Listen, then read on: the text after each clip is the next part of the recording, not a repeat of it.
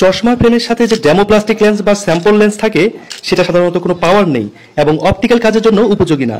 এই ডেমো লেন্সগুলো সাধারণত low grade acrylic বা প্লাস্টিক পলিমার দিয়ে তৈরি হয়। দেখতে সাধারণত গ্লাস বা লেন্সের মতো হলেও এগুলো খুব সস্তা মানের প্লাস্টিক।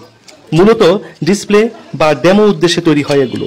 এই সকল ডেমো গ্লাস রোদে দীর্ঘ সময় না পড়াই ভালো, চোখের জন্য ক্ষতি হতে পারে। চশমার জিরো বা পাওয়ার লেন্সের জন্য সাধারণত যে প্লাস্টিক ব্যবহার করা হয় তা বিশেষ ধরনের অপটিক্যাল প্লাস্টিক। এই যে দেখতে পাচ্ছেন এগুলো অপটিক্যাল প্লাস্টিক। এগুলো সবচেয়ে জনপ্রিয় CR39, কলম্বিয়া রেজিন 39 সাধারণ পাওয়ার চশমায় ব্যবহার হয়।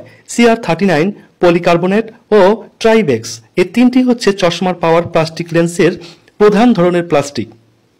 ব্লু কাট গ্লাস মানে কোনো আলাদা প্লাস্টিক না, বরং CR39, পলিকার্বনেট বা ট্রাইবেক্স এই সাধারণ প্লাস্টিক লেন্সে নীল আলো ফিল্টার কোটিং বা প্রযুক্তি যুক্ত করা হয়। ব্লু কাট লেন্সের কাজ কম্পিউটার, মোবাইল, LED লাইট থেকে আসা ক্ষতিকর ব্লু লাইট আটকিয়ে আপনার চোখকে সুরক্ষা দিবে।